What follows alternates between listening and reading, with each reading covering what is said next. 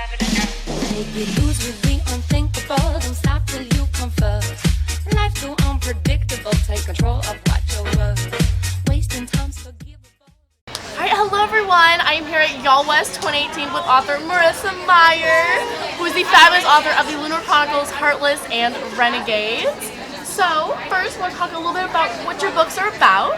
Okay, sure. Yeah, so the Lunar Chronicles is a series of futuristic fairy tale retellings in which Cinderella is a cyborg, etc., etc. Heartless is an origin story of the Queen of Hearts from Alice in Wonderland. And Renegades, my most recent book, is about a girl who's been raised by supervillains who starts to fall in love with a boy who's been raised by superheroes. So, when you first started writing the Lunar Chronicles, did you know how this series would end? Because they all kind of, clues and hints throughout the books that I noticed throughout the years as they were coming out. I was like, oh, that was in it. Like, did you plan all that out when you started writing? I did. I had written summaries of each book before I started it, and so I had a really clear idea of how the different fairy tale stories were going to play out, and how the different lives and backgrounds of the characters would kind of relate to each other and how they would connect. And I knew that the ultimate ending and kind of how everything would go, which left a lot of room for things that needed to be filled out in between those things. But yes, I had a really good idea of where I was headed. So you wrote Cinder during NaNoWriMo, yes. Right? Would you recommend aspiring writers or new writers testing out NaNoWriMo and kind of using that to write their book? Definitely. I mean, I think we all have to find what works for us as a writer. We all have a different process, a different way of going about storytelling. But for me, NaNoWriMo was hugely influential. And to this day, I still like to write very, very quick first drafts because I found that that works for me in my process. So I think the great thing about NaNoWriMo is that it forces you to take this month to really prioritize your writing. And it's so easy for everyone to say, I'd like to write a book, someday I'll write a book, but then to never actually sit down and do it. And I think for Nano, it forces you to take this month and say, okay, for 2 or 3 hours every day, I'm going to make this important for my life. And I think that can be a really great first step for a lot of people. What were some fairy tales or superheroes that inspired you when you were younger? Oh gosh, so many. As far as superheroes, I loved X-Men, so Rogue was my favorite. And then as getting into teenage years, Sailor Moon was it for me. I was obsessed with Sailor Moon. And so those were two of the big ones for superheroes for sure. As far as fairy tales go, I loved all fairy tales. I mean, I loved Disney. I was raised on Disney like anyone, but once I started to discover the Grimm stories, and even fairy tales from different cultures and parts of the world, I just thought they were so fascinating. And I just loved these, stories that could be so dark and gory and gruesome, but then also had such a whimsical quality to them. So I'm one of the biggest Alice in Wonderland fans. Okay. So I loved Heartless. I had so much fun reading that. I don't think I ever stopped smiling while reading it. What kind of went into creating Kath and kind of telling her story? Because I thought it was just wonderful and just so much fun to read. Oh, thank you. I had so much fun writing that book, so it really makes me happy to hear you say that. I really wanted to take what Lewis Carroll had given us and expand on it and kind of course, give my own voice and perception to it.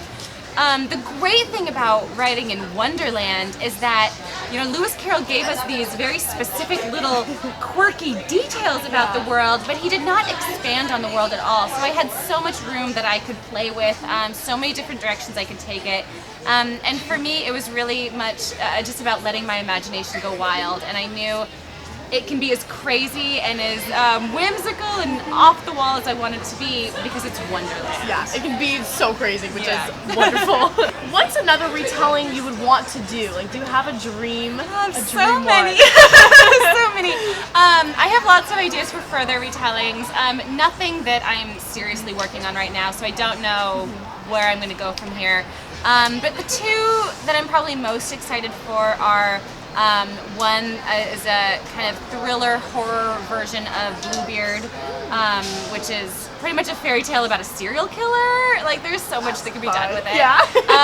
And then I also very recently got an idea for a Beauty and the Beast retelling. So we'll see. So what has it been like switching from the fairy tale world to the superhero world? You know, I get asked a lot. People seem to think that it's like a big jump, but because I loved both of them so much growing up, it didn't feel like a big jump for me. Like, in both cases, these are genres that I love, genres that I have read a lot of, and I love experiencing in different forms of stories. And so, you know, it was just another extension of me wanting to go into another world. Is one that I've appreciated since I was a kid. Are any of your characters inspired by real people, or do they just come from your head? Like, I don't know how to word that. I mean, for the most part, I'd say they kind of just come from my head. That said, I feel like as writers, you kind of just go through life collecting things about people. And so, you know, I'm always thinking, like, oh, that's an interesting outfit that girl is wearing, and that will make me wonder about her, and, you know, why did she choose that, and why does she dress that way, and maybe that leads to an idea for a character. Or you'll, might have a friend who has a really interesting job or a really interesting hobby or something, and that might play its way into a character. So there's little bits of influence from real people that I know, but I've never, like, taken, you know, the clerk from the grocery store and, like, I'm gonna make you a character and just drop them in a story. It's always a little bit of both. What's your favorite part of writing? Is it the characters, the dialogue, descriptions? Like, what's your favorite part? Always the romance. I live for that moment when they finally confess their feelings, when there's finally a kiss, and it, you know, in some cases, like in the case of the Lunar Chronicles, it took, what, like 3 books before Cinder and Kai finally got something. And so, but I love that. I love building up that tension, that suspense, and then finally seeing it come to hat. You know, and that's, as a reader too, that's always my favorite part. What has been your most special, like, author moments? Like, is there one moment, whether like recently or when you first started, that just like really hit you? There are so many. I've had so many incredible interactions with readers, so many moments when I feel like, is this really my life? It just feels so surreal sometimes. But definitely, I mean, there have been readers who cry when they meet me. That's always a very strange experience, but also very flattering. I have lots of readers tell me that they didn't like reading before they picked up my books, and that since they've become very avid readers because they enjoyed the stories so much, that's a huge compliment. And then seeing cosplay of my books is always so cool. Like, how awesome is that? So I've seen good ones at Comic-Con. Yeah, some of them are really, really clever. So I don't think I could pick one favorite. There's just been so many. If you could put a theme song to one of your books, what would it be? The first that comes to mind for Heartless is White Rabbit by Jefferson Airplane. Because it's about Alice in Wonderland. That's kind of an obvious one, a little bit. Trying to think, for Lunar Chronicles, the song that I always would listen to on repeat when I was trying to get into the story world was Invincible by Muse. Because it's very much about having to join forces, and only if we work together are we going to be able to defeat, this evil or this tyrannical government, or I don't know what Muse was singing about, but in my head, this is what it was about. And so I think it's a really strong message in the Lunar Chronicles that they can't do it on their own. They have to work together. What is something that you want readers to take away from your book? Mostly I just want readers to have fun. I'm definitely writing to entertain, to tell a good story. I hope that they connect with the characters and they fall in love. So for me, that's always the number one thing. I hope they enjoy the story and hopefully want to come back and reread it again and again. So my last question is, what are you coming up next? What do we get to see from you? Oh gosh, so Arch Enemies is my book that's coming out this November. It's the sequel to Renegades.